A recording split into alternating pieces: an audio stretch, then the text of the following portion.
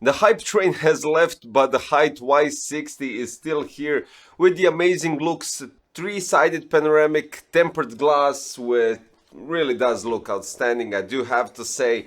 And all in all, quite impressive design, I do have to say. It's not that I'm saying this because it's here and it's up for review.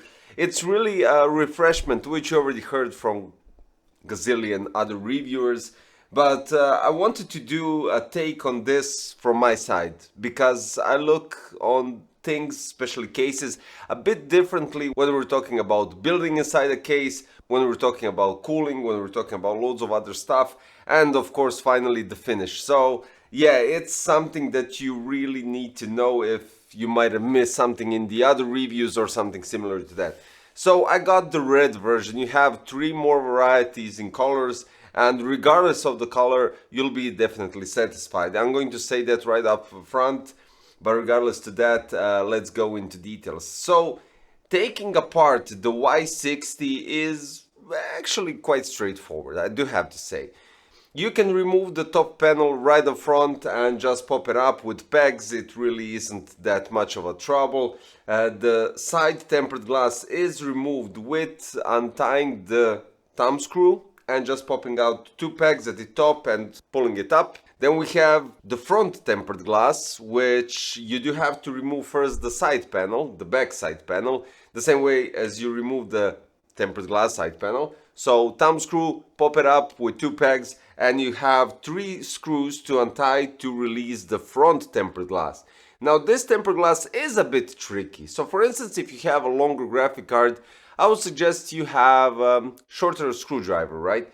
Because you have 2 screws right here and you have 2 smaller screws right here at the bottom. And all in all, that's it when we're talking about removing all the side panels, because everything is actually straightforward. I mean, you just go around the case and remove the parts really easy. Now let's talk more about the case. I'm going to skip the front just for now and going at the back. We have double compartment case, which at the back side on the second compartment has 2 caddies for 3.5-inch hard drives, which you remove with 2 thumb screws each. So in that terms you have 4 thumb screws.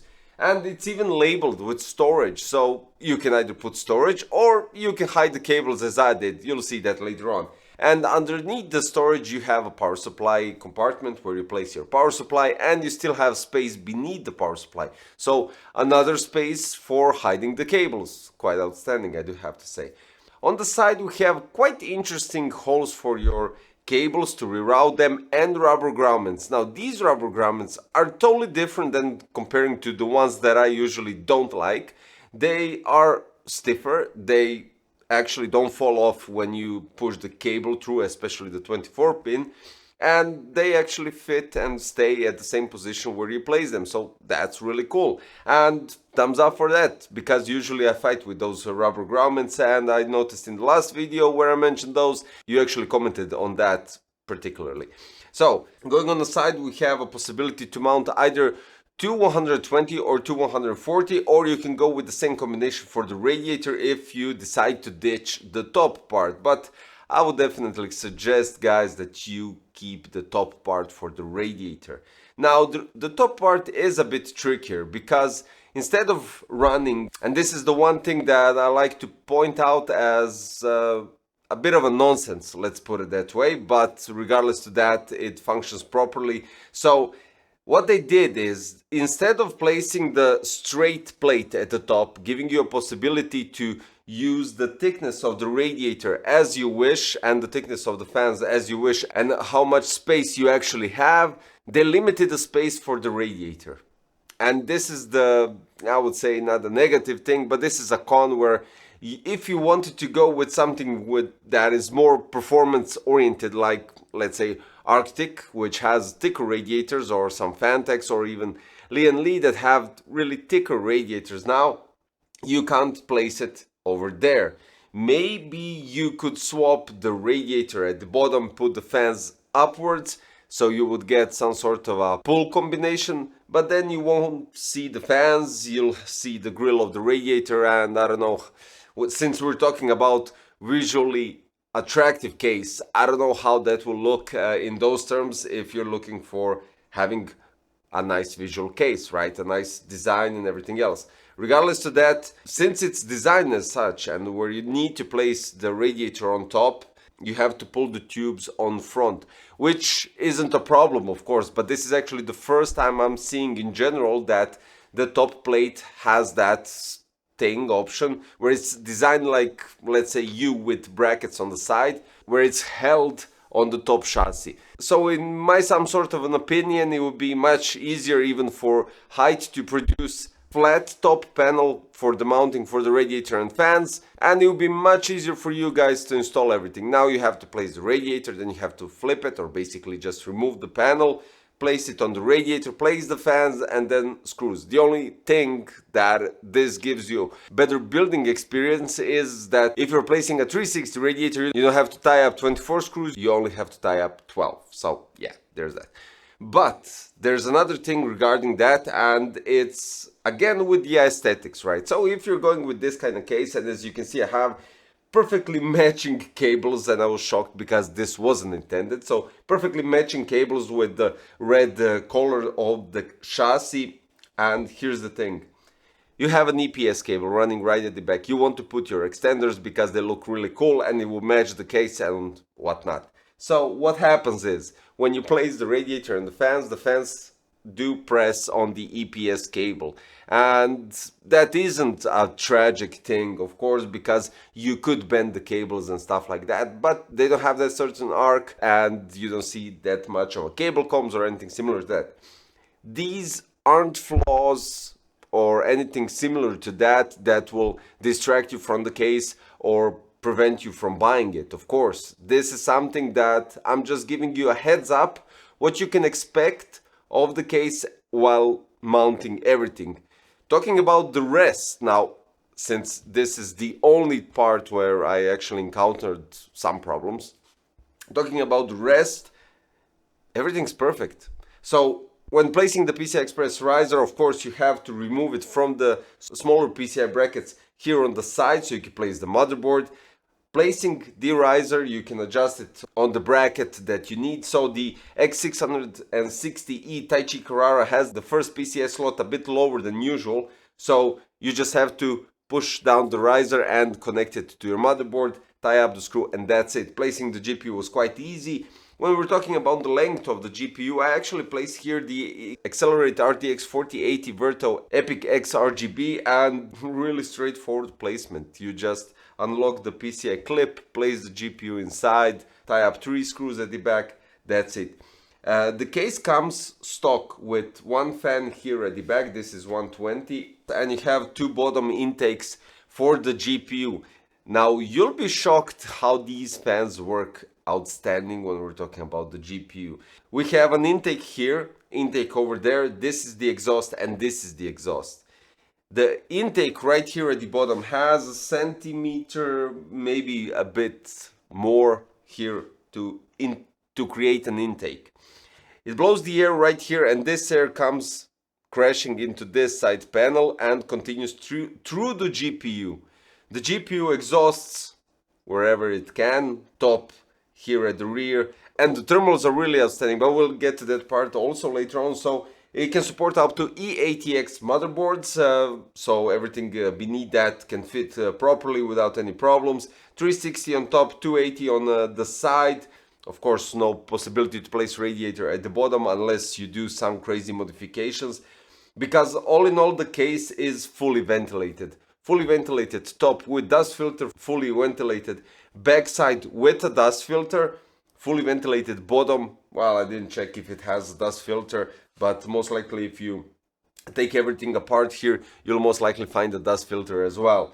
All in all, the building experience is outstanding, and I didn't encounter any issues with placing the GPU riser, side fans and everything else. The only, let's say, issue that I found, is the top part and what could they do to improve the case. This is of course my thoughts, and as already stated, it's not something too negative, but I won't mention that anymore. You heard my thoughts about that, and that's all there is to it. Now for the thermals, I placed a 360 Fantex, which isn't the thicker one, so 360 Glacier 1. MP, and it's cooling 7900X3D, and you already know the GPU. HYTE Extreme Edition. Usually this GPU goes up to 60 to 64 degrees Celsius, and that's quite alright. With the HYTE Y60, we got on the CPU 92 degrees Celsius, and the average on the clock speed was 4775. When we take into consideration the GPU with everything ticked, of course, at full load, 46 degrees Celsius. This is usually an idle temperature, or eventually it can be a temperature for custom water cooling. This is insane. I don't know how it achieved. I do have to admit that Accelerate made this Virtual graphic card quite outstanding with cooling, and without a doubt that even gives more advantage to everything. But 46 degrees on air, on the GPU, that is, I mean, outstanding. Now let's go to the Cinebench. Cinebench R23 with 10 consecutive tests. Started at 85 degrees Celsius first run, and the CPU ended up at 83 on the 10th run. So this is also quite interesting. But the thermals, as they went further or lower, the clock speeds went up. So started at 4925, it bounced back a bit and went up to 4950, reached even 4975 and ended at 4950 megahertz. Cinebench score started at 26,053 and then it spiked up to 26,200, and it varied there constantly until the last run.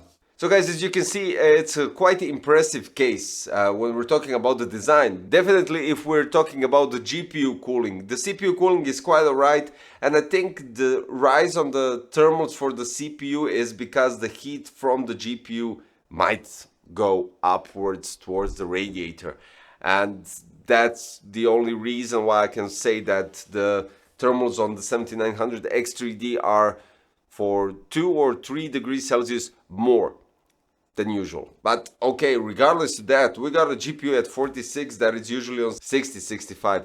Now I know you might have already seen a couple of reviews, or all of them, or just from the reviewers that you regularly follow, except for me if you're subscribed to the channel, of course. But I wanted to give my take on the case and give some, well, basically experience of building inside it, so when somebody asks me and asks for an opinion, I could actually give something and not just let's say guess on it, because I really don't like guessing. And I usually, when it's something that I have to help you guys in terms of deciding the case, deciding the cooling, deciding the performance and everything else, I usually skip answering in terms of I didn't have it for review.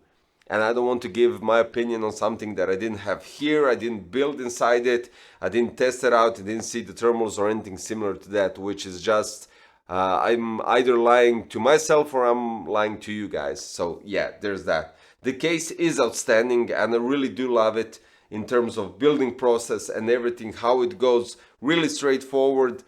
I have to mention the rubber grommets. They're really cool in those terms, as you already noticed from my other videos. The 3 panoramic tempered glass side panels are outstanding and really do create some new visuals. And I think on their website you have some digital screen that you can place right here instead of this tempered glass, which would be quite cool because it doesn't block the view of the inner components whatsoever.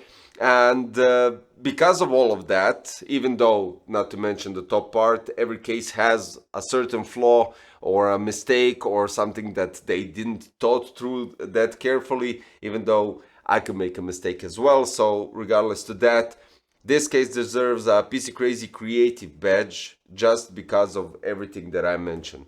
Different cooling from the bottom. I don't know how it achieves 46 or how it achieves that type of cooling.